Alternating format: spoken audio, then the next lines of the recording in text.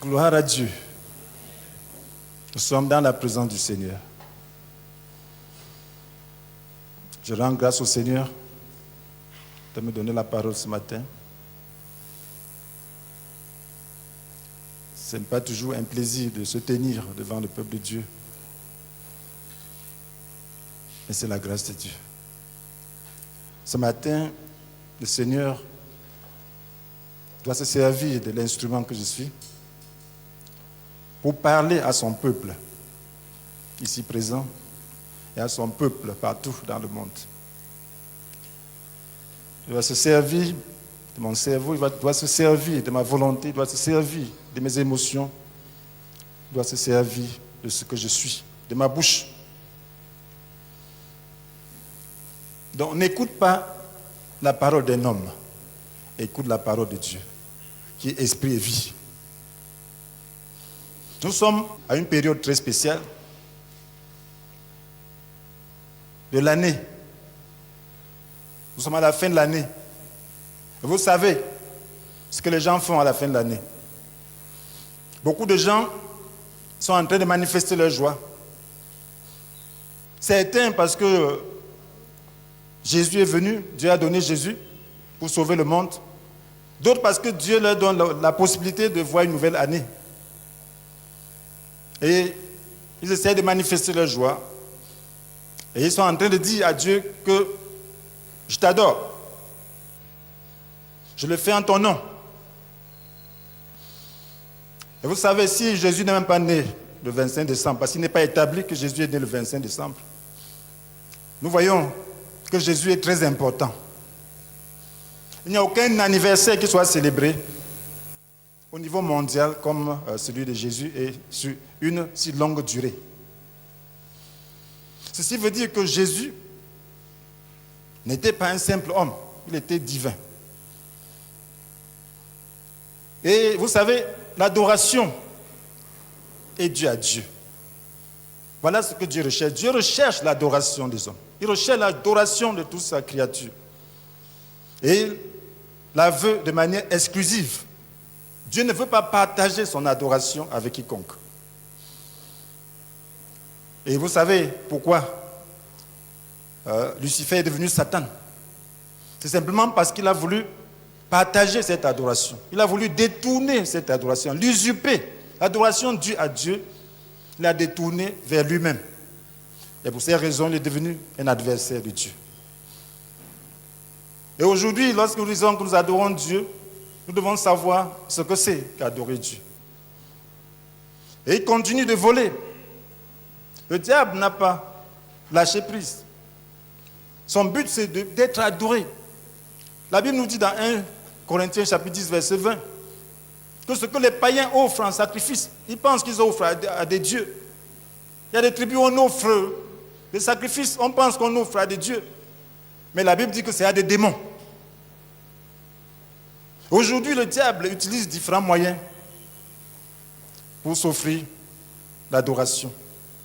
Il utilise même les chrétiens pour s'offrir l'adoration. Même lorsqu'on est bien sérieux, on se trouve en train d'adorer le diable sans le savoir.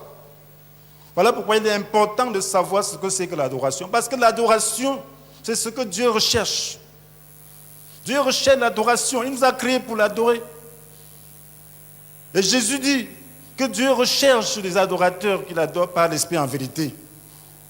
Ça, c'est Jean 4, verset 23. Il recherche de tels adorateurs qu'il adore par l'Esprit et en vérité. Vous savez, Dieu n'agrée pas toute adoration qui lui est faite.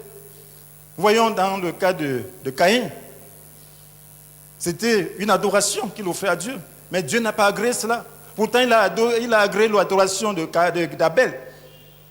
Cela veut dire que nous avons besoin de satisfaire le cœur de Dieu lorsque nous adorons. Si nous voulons qu'il réponde, si nous voulons qu'il agrée notre adoration, nous devons comprendre le principe de l'adoration. Et vous voyez, l'adoration n'est pas facile. Si vous êtes un véritable adorateur, vous ne serez pas toujours aimé des hommes. Vous voyez comment Abel a été tué par Caïn. Parce qu'il a satisfait le cœur de Dieu. Parce que ce qui satisfait le cœur de Dieu ne satisfait pas forcément la chair des hommes. Parce que l'esprit et la chair sont opposés. Si vous marchez par l'esprit, vous allez faire du mal à beaucoup de gens. Parce que vous n'allez pas satisfaire leur chair. Et c'est pour cela que si vous êtes un véritable adorateur, vous n'allez pas mettre beaucoup de gens à l'aise. Mais vous allez faire la volonté de Dieu. Vous serez plein d'amour. Et ces gens finiront par comprendre que c'était la meilleure chose. Voilà pourquoi ce matin, Dieu ne nous parle pas pour nous flatter. En cette période où chacun est en train de gesticuler, de faire des choses, d'avoir des projets, Dieu voudrait recentrer les choses. Il voudrait nous montrer comment on l'adore. Comment adorer Dieu? Comment adorer Dieu? Ce matin, Dieu voudrait que tu comprennes qu'adorer Dieu, c'est lui obéir et lui faire confiance. Adorer Dieu, c'est lui obéir et lui faire confiance. Tu dois savoir comment adorer Dieu de manière à lui être agréable. Oui, pour cela, nous avons besoin de rentrer à l'origine de l'adoration. Nous avons besoin de voir quelques exemples d'adoration et conclure. Alors, la genèse de l'adoration, c'est quoi? Il est important de retourner toujours à la genèse des choses. Parce que cela nous permet de mieux comprendre. Vous voyez, dans la Bible, il y a eu des sacrifices. Nous voyons Abel qui offre le sacrifice à Dieu. Nous voyons Caïn qui offre une offrande à Dieu. Nous voyons Noé qui offre le sacrifice à Dieu. Mais on n'a jamais utilisé le mot adoration pour désigner leur sacrifice, leur acte. Et c'est lorsque Abraham offre Isaac qu'il utilise le mot adorer. Il a dit à ses serviteurs, restez là. Moi et le petit, nous allons aller sur cette colline pour adorer Dieu. Adorer Dieu. Et lorsqu'il disait adorer Dieu, il parlait de l'offrande de son fils. Il voulait offrir Isaac en holocauste. Vous voyez? C'est très important. Dieu n'a jamais demandé un sacrifice humain. Regardez toute la Bible.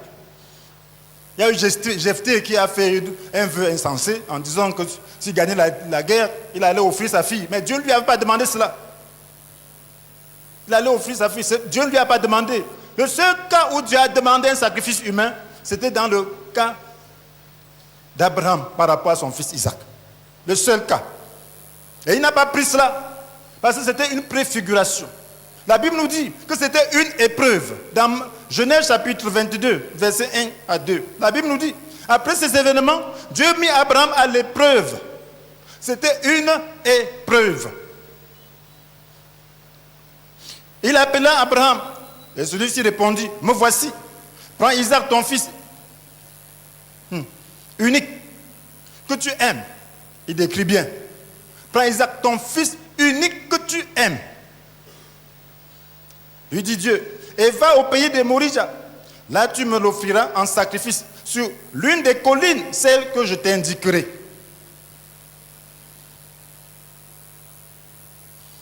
Vous savez qui était Isaac pour Abraham? Ici, Isaac était déjà un adolescent. Et vous savez combien de temps Abraham a attendu pour avoir Isaac? Et vous savez qui était Isaac pour Abraham? Dieu avait appelé Abraham dans Genèse chapitre 12. Il dit, va-t'en, quitte ton pays, ta famille, la maison de ton père, pour te rendre dans le pays que je t'indiquerai. Je ferai de toi l'ancêtre d'une grande nation. Je te bénirai. Et tu deviendras une source de bénédiction pour d'autres. Je bénirai ceux qui te béniront, je maudirai ceux qui t'outrageront. Tous les peuples de la terre seront bénis à travers toi. Voilà ce que Dieu a dit à Abraham. Je ferai de toi l'ancêtre d'une grande nation. Mais sa femme, Sarah, était stérile. Et Dieu a insisté que ce n'est pas Sarah qui devait être l'ancêtre d'une grande nation. Et Dieu lui a montré, à un moment donné, il avait déjà attendu longtemps. Dieu l'a appelé dans la nuit. Abraham lui dit, qu'est-ce que tu vas me donner? Dans Genèse 15. Me voici, il m'en vais. Je n'ai pas de descendance. Et c'est mon serviteur, attaché à mon service, qui va hériter de tous mes biens. Dieu l'avait béni. Je vais faire comment? Je n'ai pas de descendance, Seigneur. Donc cela veut dire que la descendance d'Abraham était très, très importante. Isaac était pour Abraham la raison de sa vocation. Isaac était pour Abraham la raison d'être. Isaac était pour Abraham le but. Parce que Dieu l'a appelé, il avait quitté sa famille. Il avait quitté même sa patrie. Il avait quitté tout pour se rendre dans ce pays. Il attendait. Si déjà à Genèse 15, où il n'y a pas encore Isaac, il voyait qu'il s'en allait sans avoir accompli son travail. Maintenant qu'il a reçu Isaac, après 25 ans d'attente, 25 ans d'attente, vous pouvez imaginer. Chaque jour, où est Isaac?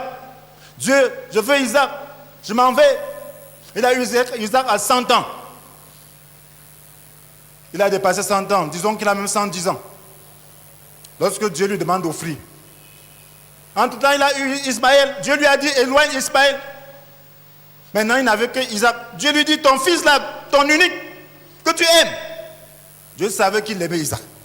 Parce que c'était la descendance par laquelle il allait être l'ancêtre d'une grande nation. Abraham, imaginez-vous, une telle obéissance. Livrer Isaac, c'était faucher sa vie. C'était un échec total. Il avait quitté sa patrie, quitté sa famille, la maison de son père. Et voilà, pour être l'ancêtre d'une grande nation.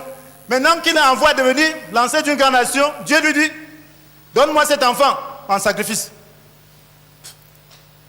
Oh, c'était embarrassant. Donc, Abraham se retrouvait devant une obéissance extrême. Une obéissance sacrificielle. Qu'allait-il faire? Si vous étiez à la place d'Abraham, qu'alliez-vous faire? Il a décidé. Il dit, je m'en vais l'offrir. Ça, c'est l'obéissance. Nous voyons que l'adoration, c'est l'obéissance. Abraham a obéi. Il a appelé ça adoration. Il était en train d'aller offrir Isaac. Il a dit à ses serviteurs, restez là. Nous allons sur cette colline adorer Dieu. Il allait pour sacrifier Isaac. Par obéissance à Dieu. Une obéissance extrême. C'est ça l'adoration. C'était s'offrir lui-même. Il aurait bien voulu s'offrir lui-même que d'offrir Isaac. Mais Dieu a dit Isaac. C'était plus que s'offrir lui-même. Mais il a obéi. Pourquoi a-t-il obéi? Parce qu'il savait qui était Dieu. Il y a deux choses qu'il faut savoir ici. Il y a une obéissance, mais il y a aussi la confiance. Abraham n'a pas obéi simplement pour obéir. Il a obéi parce qu'il a eu confiance en Dieu. La Bible nous dit, dans Hébreux 11, verset 19, lorsqu'on parle des hommes de la foi, on parle d'Abraham. On dit, Dieu estimait-il est assez puissant pour ressusciter un mort. Lorsque Abraham offrait Isaac, il se disait que Dieu est assez puissant pour ressusciter un mort. Il avait confiance en Dieu. Il s'est dit, Dieu ne se contredit pas. Ce que je me dois, c'est de lui obéir. Il m'a donné Isaac. Maintenant, je suis plus vieux. Je ne suis plus en état d'avoir un enfant. Encore moins Sarah. Et c'est là maintenant qu'il me dit d'offrir Isaac. Cela veut dire que lui qui est en mesure de ressusciter un mort, va ressusciter certainement Isaac. Puisque je serai l'ancêtre d'une grande nation. Voilà la confiance en Dieu. Nous avons vu pendant toute la semaine passée, le week-end passé, cette confiance en Dieu. Comprendre qui est Dieu. Savoir que Dieu est le Créateur. Savoir que Dieu remplit les cieux.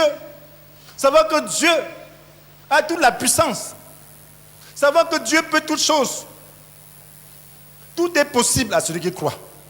Parce qu'avec Dieu, tout est possible. Dieu remplit l'univers. Lorsqu'on parle des cieux, c'est parce qu'on veut parler de l'univers tout entier. Dieu remplit les cieux. Abraham savait en quel Dieu il croyait. Il savait qu'il est grand. Et vous savez ici, on obéit au grand. Lorsqu'un grand parle, on doit obéissance. S'il a pouvoir sur toi, tu dois obéir. Certains obéissent par crainte, d'autres par respect, d'autres par amour. Abraham obéissait à Dieu parce qu'il a vu sa grandeur. Et il le faisait par amour. Il le faisait par amour. Et il avait cette confiance en Dieu. Nous pouvons déjà comprendre ici que l'adoration était un acte d'obéissance et de confiance extrême. Ça, c'est la première étape. Jésus est la réalité que représente l'offrande d'Abraham.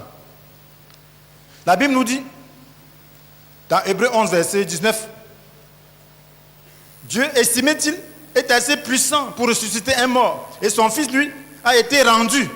C'est une préfiguration. Lorsqu'il a eu cette confiance, que Dieu est assez puissant pour ressusciter un mort, Dieu lui a rendu son fils. Il était en réalité en train de préfigurer l'offrande de Jésus. Et par sa foi, il a reçu son fils. Et par la foi, il a reçu Jésus-Christ. Voilà pourquoi Jésus est le fils d'Abraham. En réalité, il préfigurait le sacrifice de Jésus. Voilà pourquoi on dit que Jésus est la descendance d'Abraham. Parce qu'Abraham l'a obtenu par la foi, en offrant son fils Isaac. Maintenant, Jésus vient être la réalité de ce que Abraham préfigurait. Vous voyez que Jésus est le fils unique du Père. Voilà pourquoi on parle de Jésus, fils unique du Père. Lorsqu'il vient dans le monde, il est le fils unique du Père. Il est le premier-né. Le premier fils. Le premier fils. Et lorsqu'il vient, il est le fils unique. Donc maintenant, Dieu offre Jésus. Et quelle était la mission de Jésus? Comprenez bien que Jésus est venu adorer le Père. Jésus est venu. Il déclare sa mission dans Hébreux, chapitre 10, versets 5 à 7. Voilà pourquoi, en entrant dans le monde, le Christ a dit, tu n'as voulu ni sacrifice ni offrande. Qu'est-ce qu'il veut dire? Tu n'as voulu ni sacrifice ni offrande. C'était des choses qu'on offrait dans l'ancienne alliance. Les offrandes qu'on offrait d'animaux que la loi avait prescrites. Alors, ce n'était qu'une préfiguration. Cela représentait simplement ce que Jésus allait offrir, ce que Jésus allait faire en s'offrant lui-même pour nos péchés. Donc, il dit maintenant, tout ça, ça ne pouvait pas résoudre le problème du péché. Voilà pourquoi il dit, tu n'as voulu ni sacrifice ni offrande. Tu m'as formé un corps. On a offert des animaux, les bœufs et tout. Tu as dit non, ça ne suffit pas. Mais tu m'as formé un corps. Lorsqu'il est venu dans ce monde, c'est Dieu qui lui a donné un corps. Il est né par la vertu du Saint-Esprit. C'est Dieu qui l'a formé, lui a donné un corps humain. Pour faire quoi? Pour souffrir. Pour souffrir. Tu n'as pris ni le plaisir aux holocaustes, au sacrifice pour le péché. Alors j'ai dit, voici je viens. Dans le rouleau du livre, il est question de moi. Pour faire, ô Dieu, ta volonté. Jésus est venu pour faire la volonté de Dieu. Faire la volonté de Dieu, c'est lui obéir. Il est venu pour obéir à Dieu. Il est venu pour adorer Dieu par l'offrande de son corps. Adorer, c'est obéir. Jésus nous montre ce que c'est que l'adoration. Il a offert son corps en holocauste. L'adoration dans l'ancienne alliance, c'était l'holocauste d'un animal. Ça veut dire un sacrifice qu'on faisait brûler complètement à Dieu, sans en manger. Cela représentait effectivement l'adoration. Mais Jésus est venu pour faire la volonté de Dieu en s'offrant, pour adorer Dieu. Voilà le sacrifice humain que Dieu réclamait. C'était celui de son propre fils. Mais le sacrifice d'Isaac était juste une préfiguration. Et Abraham, dans sa foi, parce que c'était une épreuve. Et dans une épreuve, on recherche quelque chose. Dieu voulait savoir à quel degré Abraham l'aimait. Et Abraham lui était obéissant. Dieu voulait savoir à quel degré Abraham pouvait lui faire confiance. C'était là l'épreuve. Il a réussi son épreuve. Dieu a compris à quel degré Abraham lui était obéissant. Dieu a compris à quel degré il pouvait lui faire confiance. Il était prêt à lui obéir pour toutes choses.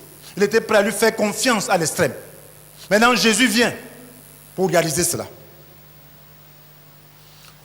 Et comprenez bien, le sacrifice de Jésus fait transparaître l'obéissance et aussi la confiance. Nous voyons souvent que l'aspect obéissance, vous savez que Jésus ne donnait pas sa vie pour la perdre. Personne ne le ferait. Abraham ne donnait pas son fils pour le perdre. Il donnait pour que ce fils connaisse la résurrection. Il donnait par cette confiance qu'il avait en Dieu. Dieu ne demande jamais quelque chose qui va nous détruire. Dieu est bon, il est amour. Et lorsqu'il demande des choses, ce n'est pas parce qu'il veut retirer le bonheur de nos vies. Il veut nous éprouver, il veut développer notre amour, il veut développer notre obéissance, il veut développer notre foi en nous demandant des choses extrêmes. C'est comme tu peux demander, peut-être tu as acheté quelques bonbons à un enfant. Je dis, donne-moi. Il te refuse. Là, tu sais que cet enfant n'est pas sage. Il ne sait pas partager. Mais certains enfants, je dis, donne-moi, il te donne encore tout. Tu dis, ah, ça c'est bien. Toi, tu ne manges pas. Tu lui donnes en retour. C'est ce que Dieu fait ici. C'est ce qu'il fait avec nous. Lorsque Dieu te demande quelque chose de sacrificiel, mon frère, ma soeur, sache que c'est pour te bénir, ce n'est pas pour te maudire. Mais nous n'avons pas la connaissance de Dieu. Nous sommes en train de voir le cas de Jésus, l'Holocauste, l'adoration. Nous sommes faits pour adorer Dieu. Et adorer Dieu, c'est lui obéir. C'est lui faire confiance. Jésus nous prouve ici.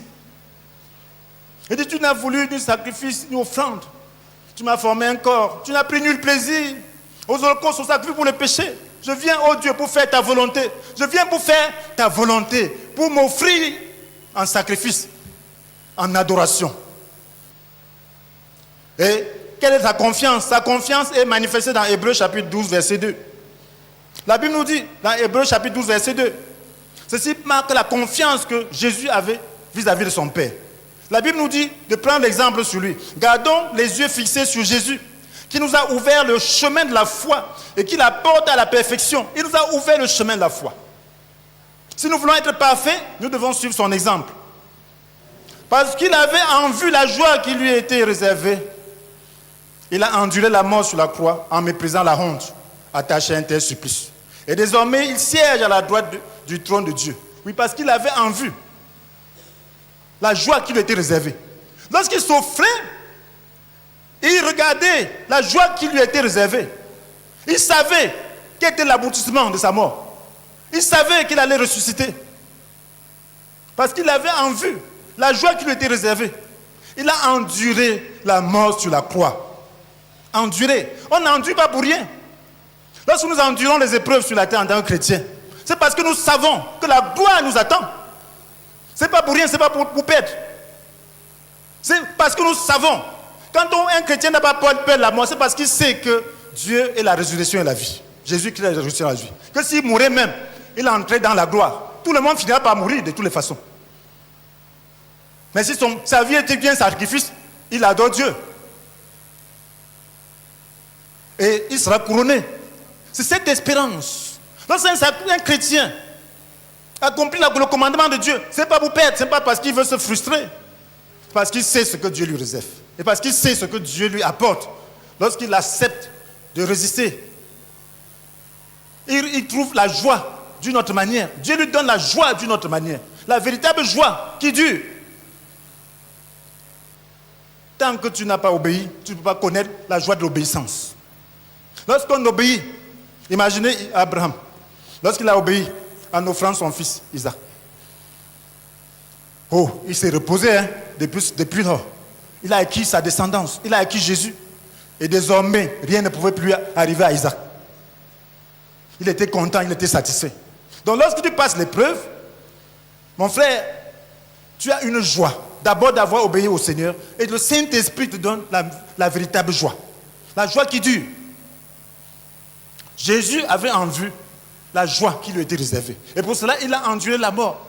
En méprisant la honte attachée à un tel sacrifice. Un tel supplice. Vous voyez, il a méprisé la honte attachée à un tel supplice. Pourquoi? La croix était un moyen de maudire. C'était honteux de mourir crucifié. C'était honteux. Mon frère, Jésus a accepté ça parce qu'il savait qu'il n'allait pas rester à la croix. Il savait qu'il allait mourir et ressusciter. C'est la même chose. Lorsque tu adores Dieu, tout ce que Dieu te demande, pour que tu obéisses, tu dois comprendre que ton obéissance doit te donner quelque chose de meilleur. Si tu n'as pas cette vision, tu ne pourras pas obéir avec joie. Le Seigneur nous demande l'obéissance. Notre vie d'adoration, c'est une vie d'obéissance. Et cette obéissance permet à Dieu de nous donner ce qu'il y a de meilleur. Donc l'adoration est une épreuve qui vise à perdre sa vie pour Christ. Dans nos vies, nous aurons des épreuves.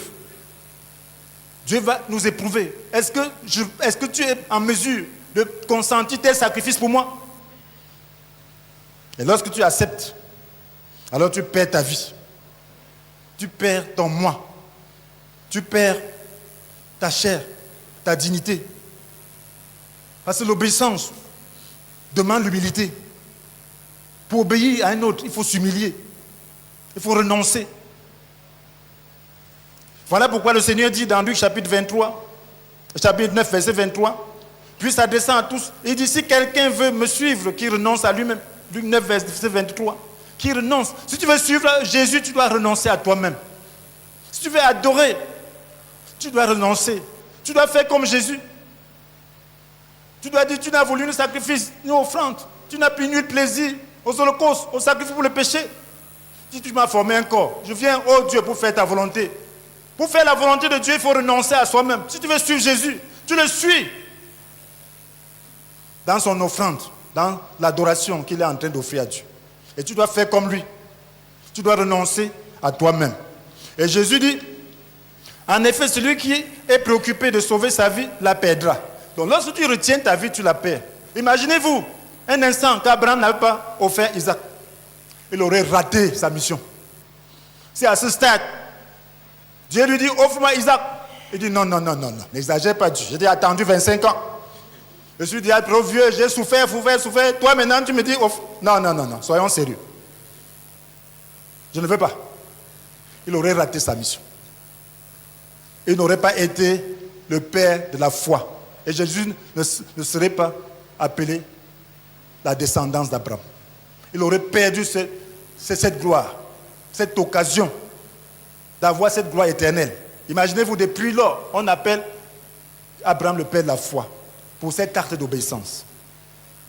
C'est très important, nous chrétiens, devons prier pour obéir. Ce n'est pas facile, mais nous devons obéir. Nous devons avoir la foi, nous devons croire en ce Dieu-là. Ce Dieu qui a créé les cieux et la terre. Ce Dieu qui aime.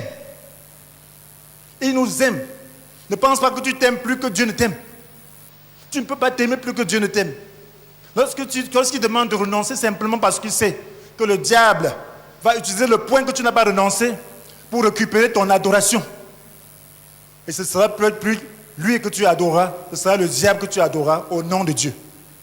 Voilà pourquoi il nous demande de nous détacher. Lorsque nous sommes attachés, le diable récupère ça, pour qu'on adore autre chose que Dieu. Pour être surpris en ce jour-là. On dira, j'étais un adorateur. Dieu dit non, je ne te connais pas comme un adorateur. Tu as adoré le diable. Et il dit maintenant, mais celui qui perdra sa vie, pour moi, la sauvera. Si tu perds ta vie pour Christ, tu la sauveras. Il l'a prouvé. Toute obéissance est une perte de vie. Notre vie, c'est quoi? Notre vie, c'est toutes nos actions, le comportement et tout ce que nous faisons. Et nous pensons être bien pour nous. Lorsque tu perds, lorsque tu obéis, tu es en train de frustrer quelque chose que tu aimais. Et lorsque tu perds ainsi, tu gagnes en Jésus-Christ. Il te redonne cette même chose dans un état de gloire. Il te donne cette chose dans un état de gloire. Regardez ce que Anne avait fait. Elle avait dit, je ne veux même pas un enfant pour moi. Et c'est comme ça qu'elle a obtenu Samuel. Elle a dit, je ne veux pas un enfant pour moi. Elle a perdu. Mais qu'est-ce que Dieu lui a dit? Elle lui a fait. Dieu lui a donné beaucoup d'autres. Il a donné 6 enfants. Parce qu'elle a accepté de perdre. Lorsque nous acceptons de perdre, nous retrouvons dans la gloire. Nous devons adorer par l'esprit et en vérité. C'est important de savoir comment adorer par l'esprit et en vérité. C'est ce que Jean 4, verset 23 nous dit. Mais l'heure vient, et elle est déjà là, où les vrais adorateurs adoreront le Père par l'esprit et en vérité. Car le Père recherche des hommes qui l'adorent ainsi. Le Père recherche. Nous sommes en période de fête. Le Père recherche des gens qui l'adorent par l'Esprit en vérité. Je vous assure que le ciel est souvent très triste en cette période, alors qu'il devait se réjouir. Parce que les gens pensent adorer Dieu, mais en réalité, ils adorent les démons. Ils adorent leur plaisir. Ils adorent beaucoup de choses, ils adorent le péché. Ils n'adorent pas Dieu. Nous avons besoin de savoir comment adorer Dieu par l'Esprit et en vérité en ce moment-ci. Nous voulons réjouir le ciel. En ce moment-ci, nous devons réjouir le ciel, nous chrétiens. Par l'Esprit veut dire quoi? Vous savez que c'est l'Esprit qui révèle qui est Dieu. Vous savez que c'est l'Esprit qui nous enseigne. Adorer Dieu par l'Esprit veut dire qu'on adore Dieu par révélation. Lorsque Paul se promenait à Athènes, il a vu beaucoup d'hôtels qui portaient des inscriptions. Un autre portait à un Dieu inconnu. Oui, ils étaient en train d'adorer un Dieu inconnu. Paul leur dit, ce que vous adorez sans connaître là, c'est celui que je suis en train de vous montrer, de vous prêcher. Un Dieu inconnu. Pour adorer Dieu, il faut avoir la révélation de sa personne. Vous ne pouvez pas adorer Dieu sans avoir la révélation de qui est Dieu. Et c'est le Saint-Esprit qui nous montre qui est Dieu. Si tu sais qui est Dieu, tu vas l'adorer. Personne n'a jamais vu Dieu sans l'adorer. Lorsque le persécuteur Paul, sur la route de Damas, a été frappé par la lumière de Dieu, il était par terre. Il dit, qui es-tu, Seigneur? Il était déjà par terre. Qui es-tu? Seigneur, il a appelé Seigneur sans savoir même qui était. Ça veut dire qu'il était prêt à adorer, à se soumettre. Parce qu'il a vu la gloire de Dieu. Il a su que non, cet être-là, il est grand. Mon frère, si tu savais qui était Dieu, si tu savais que c'est lui qui a créé les cieux et la terre, regardez le monde, regardez la beauté, regardez seulement la vie, c'est un mystère. Regardez les plantes, regardez les lois qu'il a établies et qui tiennent. Comprendre seulement toute sa création, ce n'est pas facile. Et voyez comment l'univers est rempli. Les galaxies, chaque galaxie a des 100 milliards d'étoiles. Imaginez-vous l'univers qui est perdu et Dieu remplit tout ça. C'est ce qu'on appelle les cieux. Parce que nous sommes entourés. La terre ronde, de tous les côtés, c'est entouré. Ceux qui sont au pôle nord voient le ciel. Au pôle sud, ils voient le ciel. Nous qui sommes à l'équateur, nous voyons le ciel. Ceux qui sont de l'autre côté voient le ciel. Donc nous sommes juste comme un petit ballon qu'on peut tenir dans cette salle. Et tout le reste là, c'est l'univers. Dieu connaît et tout ça, c'est infini. Imaginez-vous ce Dieu. Est-ce que vous pouvez imaginer ce qu'on appelle l'infini? Après l'infini, c'est quoi? Et Dieu lui remplit tout ça. Et il nous connaît chacun. Et il dit même pas un moineau. Il dit qu'on vend une paire de moineaux à 1 sou. Il dit et que la vie d'un moineau ne tombe pas à terre sans sa volonté. Ça veut dire qu'il contrôle bien toutes choses. Il est au contrôle. S'il peut contrôler la vie d'un oiseau, à plus forte raison, la vie d'un être humain qu'il a pris soin de créer à son image. Et encore davantage, la vie d'un enfant de Dieu, d'un serviteur de Dieu. Et il n'y a pas de hasard dans ta vie. Est-ce que ce Dieu-là auquel tu as cru? Est-ce que nous croyons en ce Dieu? Un homme avec Dieu vaut toute la terre, ça ne suffit pas. Si Dieu est avec toi, qui se lèvera contre toi? Ce qui est important, c'est de t'assurer que Dieu est avec toi. C'est ça le plus important dans la vie. Ne te plains pas des sorciers. Les sorciers, c'est qui? Si tu es connecté à Dieu, la puissance de Dieu, et la Bible dit qu'il a mis en œuvre une extraordinaire grande puissance en notre faveur. Éphésiens 1, n'est-ce pas? Est-ce que tu es connecté à cette puissance? Si tu es connecté à cette puissance, tu vas foudroyer tout ce qui s'oppose. tu foudroies tout.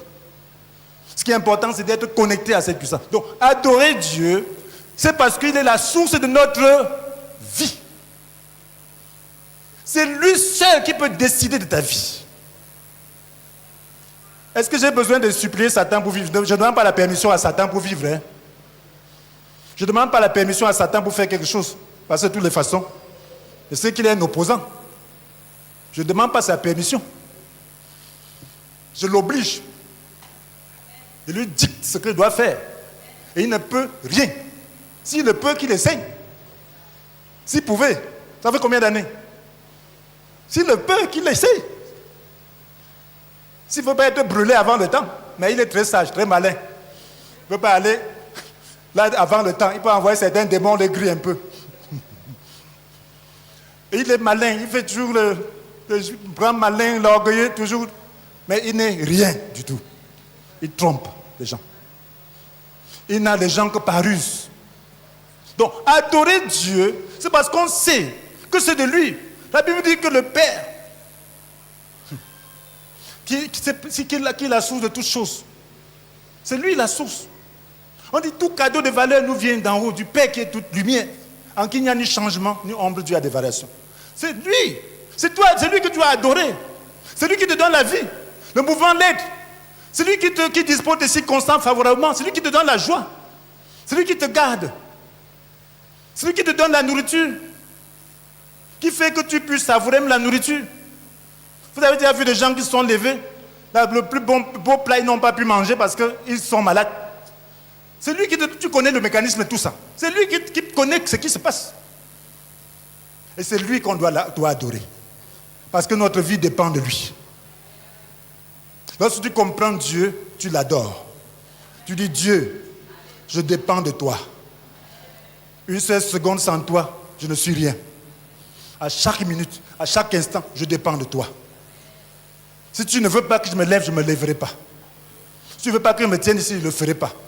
Autant t'adorer, autant être en harmonie avec toi, autant m'incliner devant toi et faire ta volonté. Que ta volonté soit faite. Et je te fais confiance que tu m'aimes. Et que le dessein que tu as pour moi est un dessein de paix. Pour m'assurer un avenir fait d'espérance. Je lui fais confiance. Qu'est-ce qu'il peut me demander? Qu'il ne soit pas dans mon intérêt. Il ne te demande rien qui ne soit pas dans ton intérêt. Mais l'aveuglement nous empêche de voir cela. Donc il faut déjà adorer Dieu par l'Esprit veut dire qu'on a la révélation de qui est Dieu.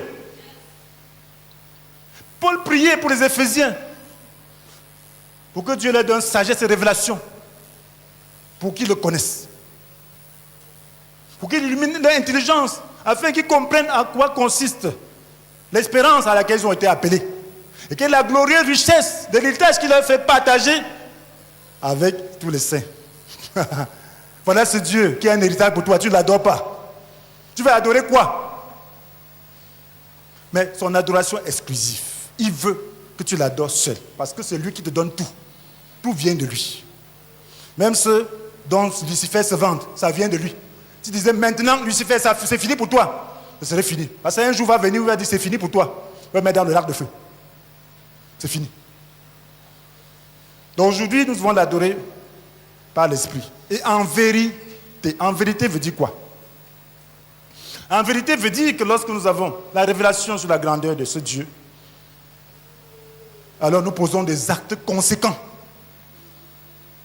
Si Dieu est grand, tu lui dois obéissance et confiance. Si tu sais que Dieu est grand et qu'il est amour, tu lui dois obéissance et confiance. Voilà la vérité. Sinon, ce n'est pas la vérité. Comment tu peux dire le président est grand? Lorsqu'il vient chez toi, tu ne l'accueilles pas comme quelqu'un de grand. Ce n'est pas possible. Ce n'est pas la vérité que tu es en train de dire. Lorsque tu dis le président est grand, tu n'es pas en train de dire la vérité. Tes actes doivent être conformes à la réalité que tu as de Dieu. C'est ça la vérité. Alors, voyez, frères et sœurs, il y a des mages, lorsque Jésus fut né, les mages, c'était les savants de l'époque, les mages d'Orient. Ils ont scruté le ciel, ils ont vu, je ne sais pas comment ils ont pu voir.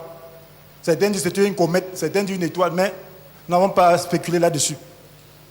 Mais ils ont vu qu'il y avait un roi naissant en Israël. Un roi des Juifs qui est né. Et qu'est-ce qu'ils ont fait? Ils sont allés pour l'adorer. Ils sont allés pour l'adorer. La vérité, c'était quoi? C'est qu'ils ont vu la grandeur de ce roi. Ils sont allés l'adorer en lui apportant le cadeau digne de roi. Je disais ça dans Matthieu chapitre 2, versets 2 et 11. Ils ont apporté quoi? Au verset 11, on parle de l'encens, de l'or, du parfum de myrrhe. Et c'était des cadeaux dignes de roi. Donc c'était la vérité.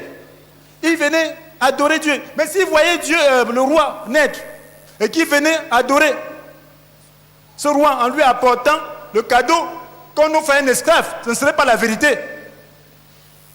Ce ne serait pas la vérité. Et c'est ce que nous faisons souvent. Nous n'adorons pas en vérité. Nous disons, Dieu, tu es grand. Mais la minute suivante, il nous demande d'obéir à un commandement, on n'obéit pas. Ce n'est pas la vérité. Dieu, tu es grand. On ne pose pas des actes selon sa grandeur. Ce n'est pas la vérité. Ce n'est pas la vérité.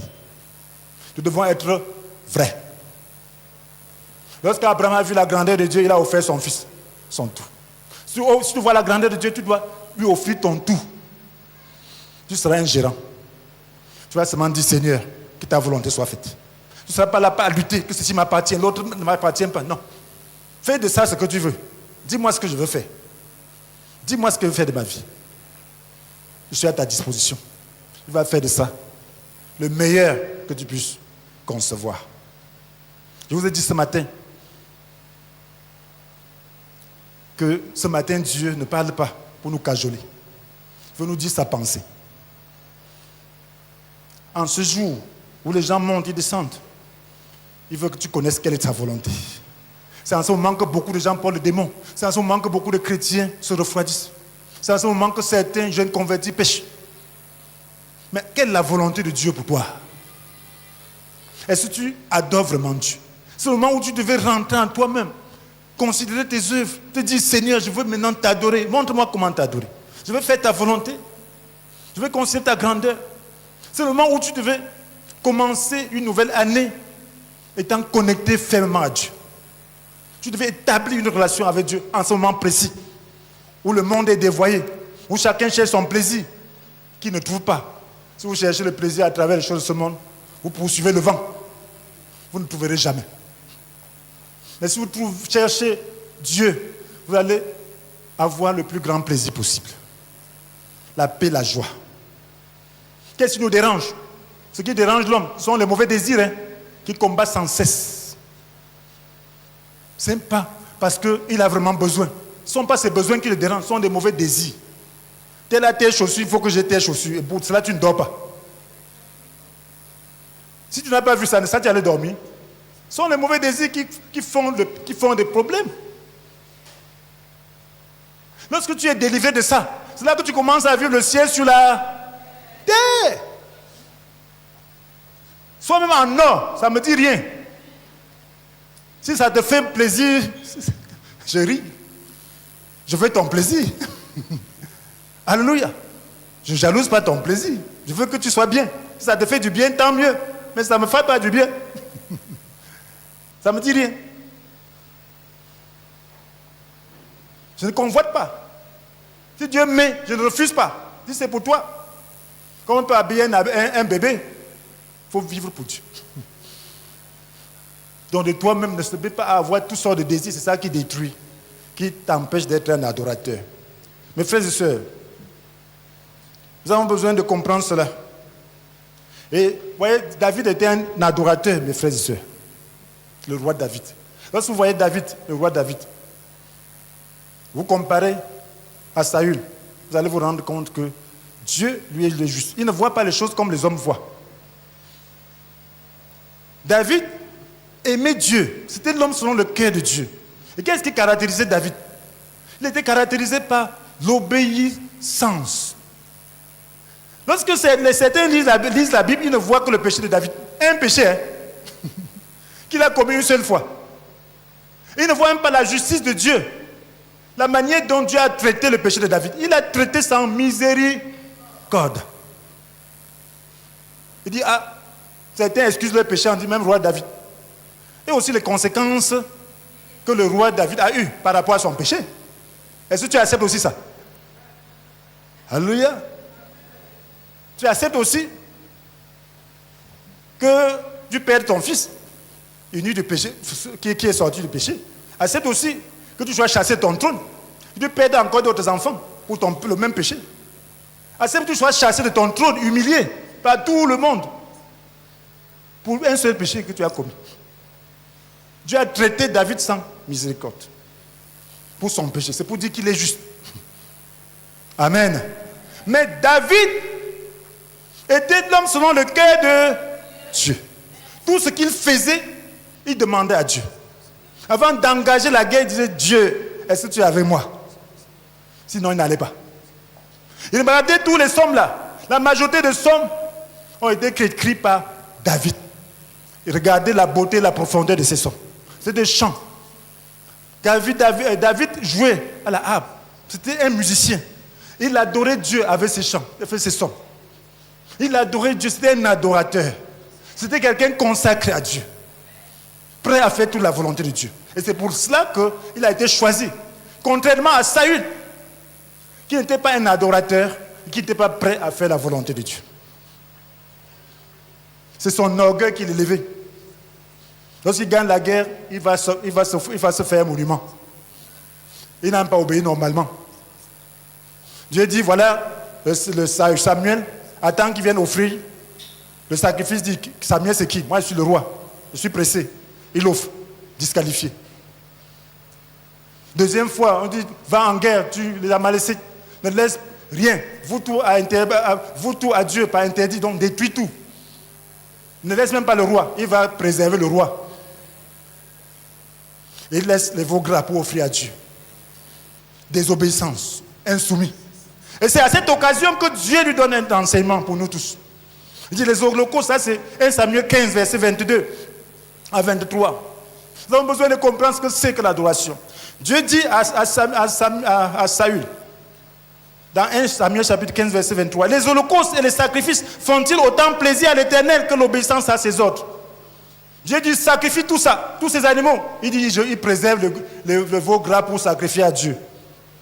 Entre l'obéissance et ce genre d'adoration, dans l'insoumission, ça ne fait pas plaisir à Dieu. Il dit les holocaustes et sacrifices font-ils autant plaisir à l'Éternel que l'obéissance à ses ordres? Non, car l'obéissance est préférable au sacrifice. La soumission vaut mieux que la graisse des béliers. Les holocaustes, c'était l'adoration. La graisse des béliers, on brûlait tout. Ça faisait plaisir au Seigneur, mais pourvu que ce soit dans l'obéissance. Cela veut dire, mon frère, que dire Seigneur, Seigneur, Seigneur, Seigneur, c'est même pas ça qui importe à Dieu. Si tu le fais dans la désobéissance et l'insoumission, Dieu dit ça ne vaut pas la peine. Je préfère que tu obéisses, que tu ne me dises même pas un mot. Nous devons mener une vie d'adoration. La vie d'adoration ne veut pas dire à tout moment, Seigneur, Seigneur, Seigneur. Cela veut dire poser des actes de vérité, poser des actes de confiance, considérer la grandeur de Dieu, vivre dans la foi. C'est ça la vie d'adoration. Jésus avait dit à ceux qui l'adoraient, dans Luc 6, verset 46, il dit, pourquoi m'appelez-vous Seigneur, Seigneur, alors que vous n'accomplissez pas ce que je vous commande? Pourquoi m'appelez-vous Seigneur, Seigneur, alors que vous n'accomplissez pas ce que je vous commande? Il n'a pas besoin de ça. Seigneur, Seigneur, ça n'est pas ça. Il veut que tu puisses accomplir ce qu'il te commande. Et lorsque tu diras Seigneur, ce sera en vérité. Nous offrons aujourd'hui le sacrifice de louange, le fruit de nos lèvres. Mais il faut que ce soit dans la vérité. Sans vérité, ça n'arrive pas chez Dieu. Il y a des gens dans la boîte de nuit qui dansent même de musique chrétienne. Ça, ce n'est pas la vérité. Tu es où? Ce n'est pas la vérité. C'est quand même la musique chrétienne. C'est la vérité. Mais tu es où? On fait quoi là-bas? Ce n'est pas la vérité, mon frère. Si ce Dieu-là est grand, il condamne ça. Et toi, tu vas chanter ces louanges sur une terre étrangère. Ce n'est pas la vérité, mon frère. Il y a des chrétiens qui forniquent. Oublie que tu es chrétien, mon frère. Ne dis pas que tu aimes la Bible, là, avec la petite. Pardon. Dis que je ne suis pas. Donc, dis que tu es de Satan. Ne dis pas que tu es de Dieu. Ça sera la vérité. Dis que tu es de Satan. Parce que tu n'es pas en train d'adorer Dieu. Tu te trompes toi-même. Après, quand ta vie ne donne pas, tu dis qu'il y a les sorciers. On t'a attaché. Que tu as ceci, tu as ceci. C'est parce que tu n'adores pas Dieu. Un vrai adorateur réussit sa vie. Parce que l'adoration, c'est l'obéissance, la confiance. Tu peux être un adorateur, tu ne réussis pas ta vie. La réussite de ta vie, ce n'est pas la quantité d'argent que tu as, mais c'est le bonheur que tu as dans ce que tu fais. Il y a des gens qui ont plein d'argent dans le monde et qui se suicident.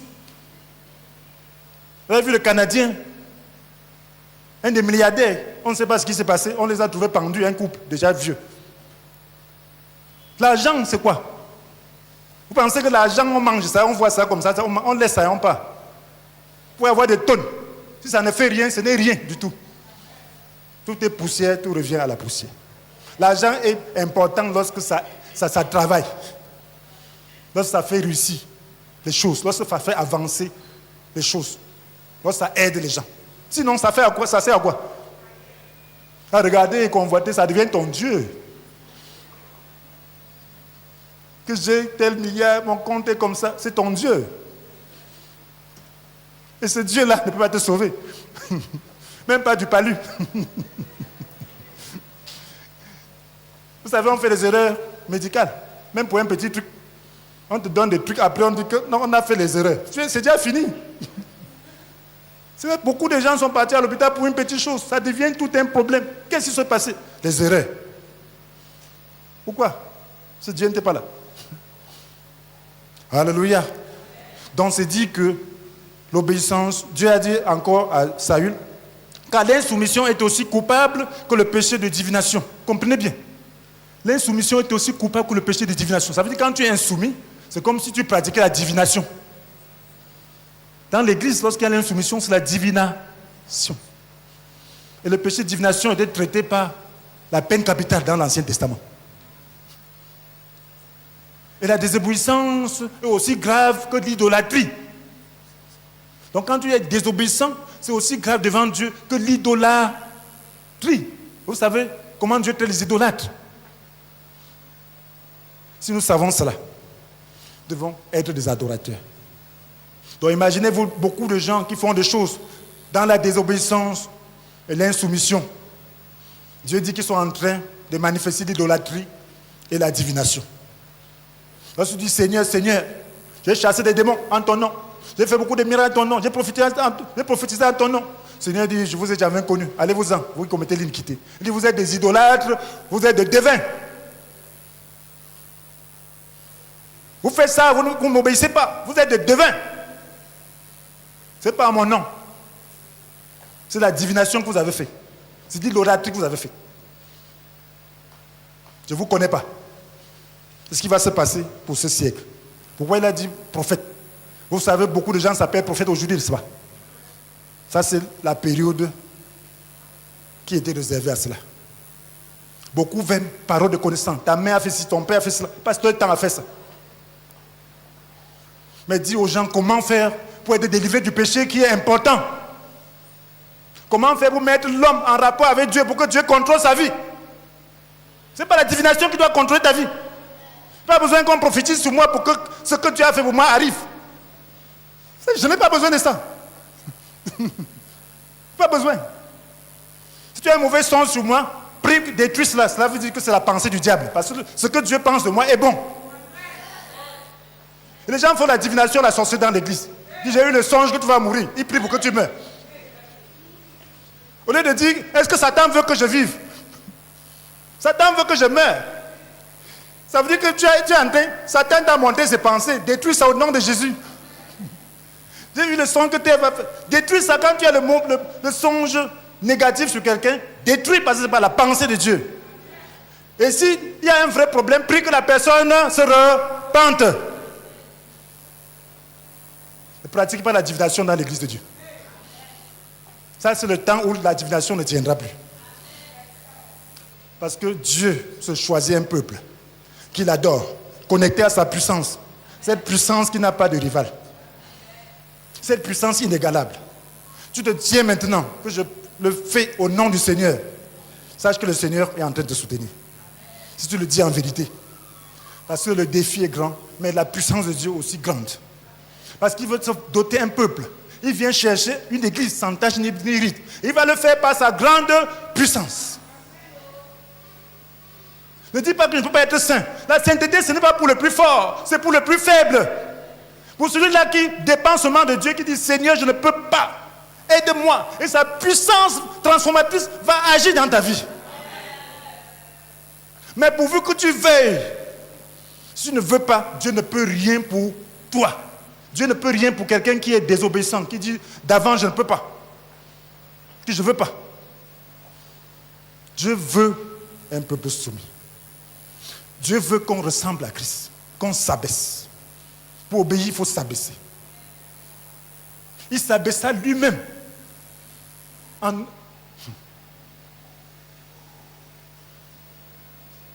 Il s'abaissa lui-même. En devenant obéissant, jusqu'à subir la mort. Oui, la mort sur la croix. On s'abaisse pour obéir. Et pour mourir à soi-même. Lorsqu'on meurt à soi-même, on ressuscite en nouveauté de vie. Tu ne seras plus la même personne. Mes frères et sœurs, Dieu ne peut pas parler plus que cela. La Bible nous dit que l'humilité précède la gloire. Si tu veux voir la gloire de Dieu dans ta vie, humilie-toi. Je ne sais pas comment tu as vécu jusqu'aujourd'hui, mais le temps est là aujourd'hui. Tu peux élever la voix pour le Seigneur. Lui dis, me voici Seigneur. Je suis comme Saül, je suis comme Caïn. Mais tu es mort pour moi, pour me changer, pour que je puisse te ressembler. Je veux être un frère de Jésus. Je veux être un véritable adorateur. Je veux avoir une révélation de ta vie, de ta personne. Et marcher dans la vérité. Je veux cette révélation. Si tu n'as pas la révélation de Dieu, demande-lui cette révélation. Dieu a dit à Saül que c'est de la divination ou de l'idolâtrie. En ces jours de fin d'année, beaucoup de soi-disant adoration, c'est de l'amour propre, l'idolâtrie. Et même lorsqu'on recherche sa propre joie dans les champs, sans se soumettre à Dieu, c'est de l'idolâtrie, la divination. Vous devez savoir, j'exprime quoi à Dieu. Ne cherchez pas votre plaisir lorsque vous venez à l'église, cherchez celui de Dieu. Et il va vous donner le vrai plaisir. Voulons-nous adorer vraiment Dieu en lui exprimant notre soumission et en déposant à ses pieds notre dignité. Dieu a fait de nous des rois, mais pas des rivaux. Faisons comme les 24 vieillards d'Apocalypse chapitre 4, versets 9 à 11. Ils déposaient leur couronne devant Dieu pour l'adorer. Dieu nous rend importants. Dieu a dit à Abraham, je ferai de toi un homme important pour que tu deviennes une source de bénédiction pour d'autres. Oui, Dieu te rend important, mais tu dois déposer ta couronne devant lui pour l'adorer, pour reconnaître que c'est lui qui est ton Dieu, qui est ton Seigneur. Est-ce que tu veux le faire? Tu es important. Aujourd'hui, on cultive l'estime de soi. Oui, tu es important, mais en Jésus. Cela ne veut pas dire que tu dois plus te soumettre à Jésus. Cela veut seulement dire que tu dois l'adorer. Tu dois adorer ton Père céleste par Jésus. Est-ce que maintenant quelqu'un veut devenir un adorateur? Nous allons prier. Y a-t-il quelqu'un ici qui sait, qui n'était pas un adorateur, mais qui veut devenir un adorateur? Veux-tu obéir le Seigneur et lui faire confiance? Deux choses. Obéir et faire confiance au Seigneur. Tu vas adorer Dieu par l'Esprit en vérité. Tu vas avoir une vraie révélation de qui est Dieu. Et traduis cela dans tes actes par l'obéissance et la confiance. Est-ce que c'est ton cas? Si tel est ton cas, nous allons prier. Tu vas prier avec moi. Tu vas dire, Père éternel, Père éternel, je comprends aujourd'hui que je ne t'adorais pas vraiment, car j'étais attaché à mon propre plaisir et j'étais désobéissant et incrédule. Aujourd'hui, je m'engage à t'obéir et te faire confiance en toutes circonstances. Pardonne mes péchés et rends-moi capable de tenir mon engagement par ton Saint-Esprit. Révèle-moi ta grandeur afin que je t'adore en vérité. C'est au nom de Jésus que j'ai prié. Amen. Amen.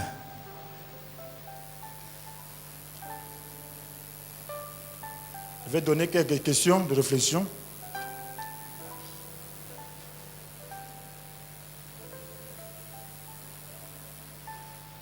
Première question. Dans l'épreuve d'Abraham, a offert son fils. Qu'est-ce que Dieu voulait savoir?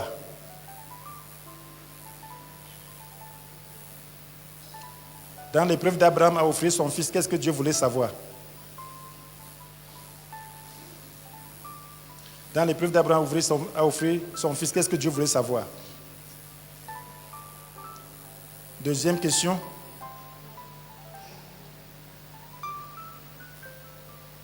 Citez deux passages. Citez deux passages qui prouvent l'adoration de Jésus à Dieu. Citez deux passages qui prouvent l'adoration de Jésus à Dieu, basés sur l'obéissance et la confiance.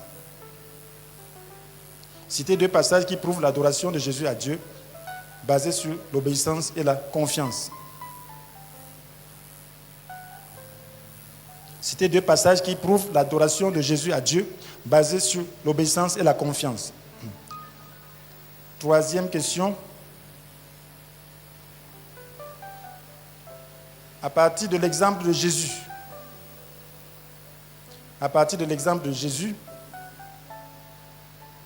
donnez une définition de l'adoration en tant qu'épreuve.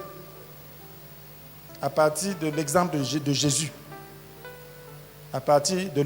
de Jésus, donnez une définition de l'adoration en tant qu'épreuve.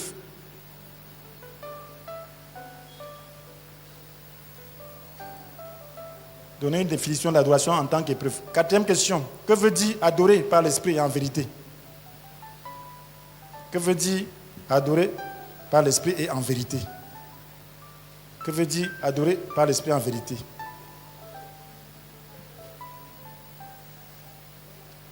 Que veut dire adorer par l'esprit et en vérité? Cinquième question, dernière question. En quoi consiste l'adoration du bout des lèvres?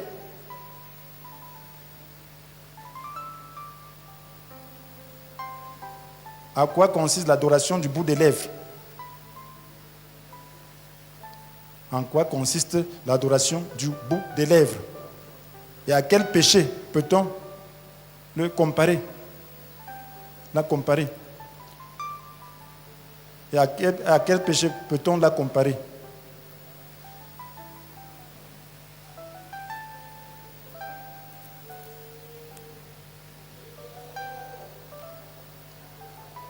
À quel péché peut-on la comparer?